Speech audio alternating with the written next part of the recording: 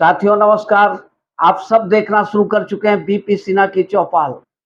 मित्रों, वो कहते हैं ना कि जैसा कर्म करोगे वैसा फल देगा भगवान।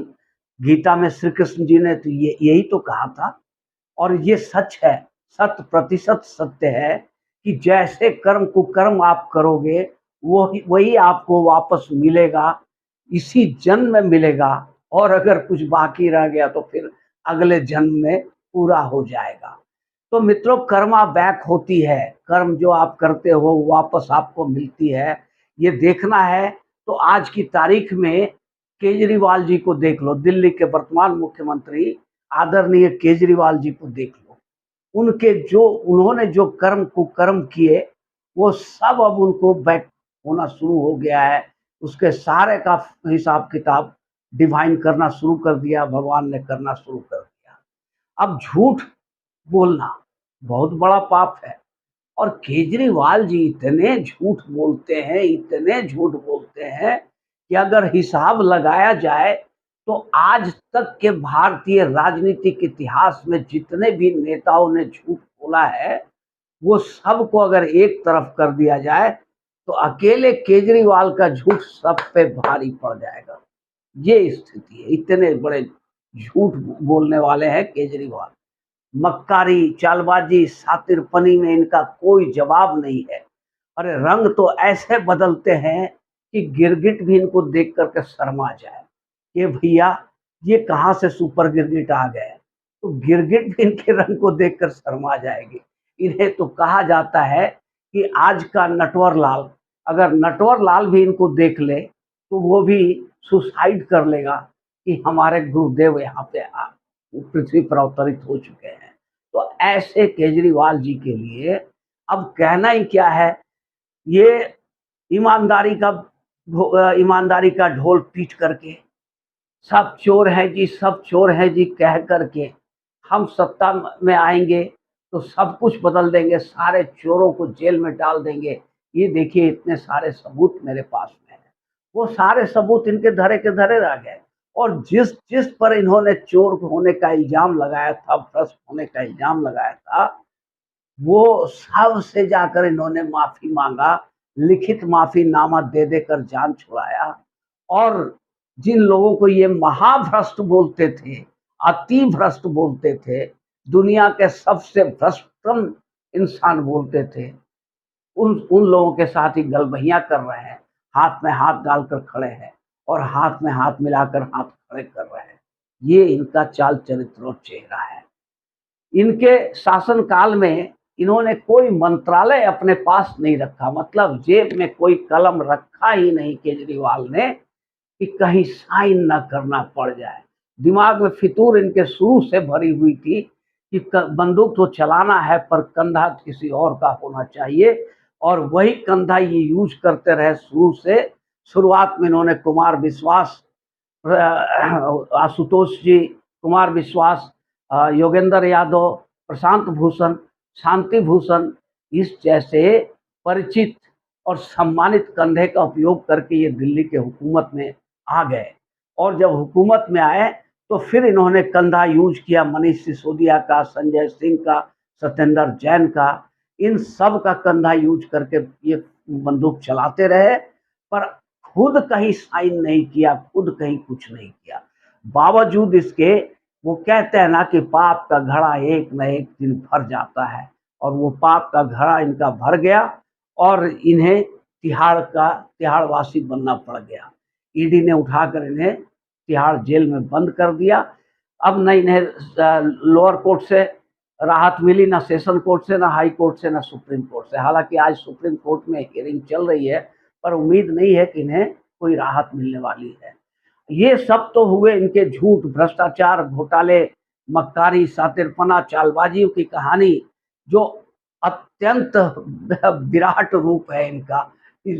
वो कहते हैं ना कि हरि अनंत हरि कथा अनंता, उसी तरह केजरी अनंत केजरी कथा अनंता। क्या सुनाए, अगर इनकी कथा सुनाने लगे तो सुबह से शाम और शाम से सुबह हो जाएगी, फिर भी इनकी कथा खत्म नहीं होने वाली है। अब इन पर ये जो भ्रष्टाचार के मुकदमे चल रहे हैं, शराब घोटाले का, लिकर स्कैम का, जेल में जिसके जिसके वजह से ये बंद है, वो तो कुछ भी नहीं है मित्रों, वो तो शून्य है, जीरो है। अभी जो इनके ऊपर खुला है केस, मैंने अपने पिछले वीडियो में ये बताया था, ये कहा था कि इन पर एनआईए की जांच होगी और देशद्रोह का मुकदमा लगेगा। और सचमुच आज एलजी ने, दिल्ली के एलजी ने एनआईए जांच की सिफारिश कर दी है। अब ये ज्यादा नौटंकी करेंगे तो इनके नार्को टेस्ट भी कराई जाएगी। अब भला एनआईए किसकी जांच करता है? तो देशद्रोहियों की जांच करता है, देश के दुश्मनों की जांच करता है, टेररिस्टों की जांच करता है, आतंकवादियों की जांच करता है। तो आज एनआईए की जांच की सिफारिश करके श्रीमान केजरीवाल को, तिहाड़ी केजरीवाल को उस जगह पे खड़ा कर दिया गया जहां पर आतंकवादी, टेररिस्ट, देशद्रोही का स्थान होता है, उसी स्थान पे पहुंचा दिया गया है। और पहुंचा कौन दिया? इनके कर्मों ने इन्हें पहुंचा दिया। अब इस पर जो कोई क्या सवाल उठाता है, तो सवाल उठाने का कोई गुंजाइश नहीं है, क्योंकि कुमार विश्वास ने बहुत पहले ये उद्घाटित कर दिया था कि ये केजरीवाल जो है खालिस्तानियों से मिले हुए हैं, खालिस्तानी इनको फंडिंग करते हैं, खालिस्तानियों के सहयोग से ये पंजाब में चुनाव लड़ रहे हैं। कुमार विश्वास ने जब इन्हें मना किया, रोका कि भाई खालिस्तानियों का सहयोग क्यों ले रहे हो, ये खतरे से मत खेलो, ये बहुत खतरनाक काम है, तो केजरीवाल ने हंस कर कहा था कि अरे यार छोड़ो भी, मैं तो, दिल्ली तो पूर्ण राज्य है नहीं, पंजाब एक पूर्ण राज्य है, मैं अगर जीत गया तो पंजाब का पूर्ण राज्य का मुख्यमंत्री बन जाऊंगा, और अगर खालिस्तान बन गया, आजाद हो गया पंजाब, तो मैं खालिस्तान का पहला प्रधानमंत्री बनूंगा। ये विकृत मानसिकता इनके दिमाग में थी, ये विकृति इनके दिमाग में थी, ये गंदगी इनके दिमाग में भरी हुई थी। इसके बाद की कहानी है कि गुरु पतवंत सिंह पन्नू ने ये घोषणा कर दिया, ऐलान किया कि हमने 134 करोड़ रुपए की फंडिंग श्रीमान अरविंद केजरीवाल और आम आदमी पार्टी को किया है। अब गुरु पतवंत सिंह पन्नू कौन है? तो ये खालिस्तान का चीफ है। खालिस्तान का चीफ खुद अपने मुंह से ये कह रहा है कि हमने 134 करोड़ की फंडिंग करी है आम आदमी पार्टी को। तो किस लिए फंडिंग करी है भाई? और एक आतंकवादी से, एक टेररिस्ट से आपने फंडिंग लिया कैसे? आपकी आत्मा कैसे अलाउ कर दी कि आप एक टेररिस्ट से फंडिंग ले रहे हो? तो बहरहाल ये इन्होंने फंडिंग लिया, चुनाव लड़े, पंजाब जीते भी, और एकाएक खालिस्तानियों की मूवमेंट काफ़ी बढ़ गई। पंजाब से लेकर पूरी दुनिया में खालिस्तान आंदोलन काफ़ी बढ़ गया। वो तो अज्ञात वीरों का कमाल है जो दुनिया में अभी ठंडे पड़ गए हैं खालिस्तानी, गोलियां मार मार करके इन्हें धुर्रा उड़ा दिया, और ये अज्ञात वीरों ने इन लोगों को खामोशी अख्तियार करने के लिए मजबूर कर दिया। अब मित्र ऐसा है कि चाहे कुमार विश्वास का स्टेटमेंट हो, चाहे गुरु पतवंत सिंह पन्नू का स्टेटमेंट हो, चाहे ये वो खालिस्तान मूवमेंट उफान पर आने की बात हो, और सबसे बड़ी बात तो ये है मित्रों कि केजरीवाल को, शायद केजरीवाल हो सकता है कि सीआईए के एजेंट भी हो सकते हैं, क्योंकि इनकी गिरफ्तारी का विरोध देश के अंदर में तो नहीं हुआ, कोई नहीं किया। दिल्ली में तो पटाखे छोड़े गए, खुशियां मनाई गई इनकी गिरफ्तारी का, पर इनका विरोध करने में, इनकी गिरफ्तारी का विरोध अमेरिका ने किया। अमेरिका का कहना था कि हम नजर बना कर रखे हो, मतलब धमकी दे रहा था भारत को कि ये सब मत करो, अरविंद केजरीवाल को अरेस्ट मत करो। जर्मनी में विरोध हुआ, पाकिस्तान में विरोध हुआ, चाइना में विरोध हुआ, यूएनओ में विरोध हुआ।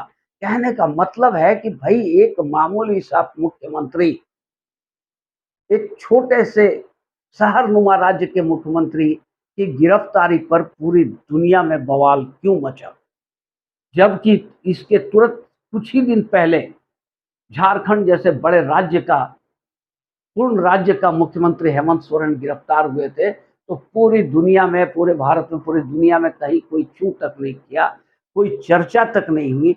आखिर ऐसा क्या है केजरीवाल में, सुखाव के पर लगे हुए हैं कि पूरी दुनिया इनकी गिरफ्तारी के विरोध में उतर आई। तो ये सब चीज मिल करके ये शक तो पैदा करता ही है कि इनका विदेशी कनेक्शन है, विदेशियों के हाथों के में खेल रहे हैं, या सीआईए के एजेंट है या क्या है, ये तो एनआईए की जांच के बाद ही स्पष्ट होगी। पर एनआईए का जांच लगा देना ही अपने आप में काफ़ी है कि ये इनका स्थान किन लोगों के बीच में पहुंच गया। साथियों, ये वीडियो अगर अच्छी लगी हो तो एक लाइक और चैनल को सब्सक्राइब जरूर कर दें।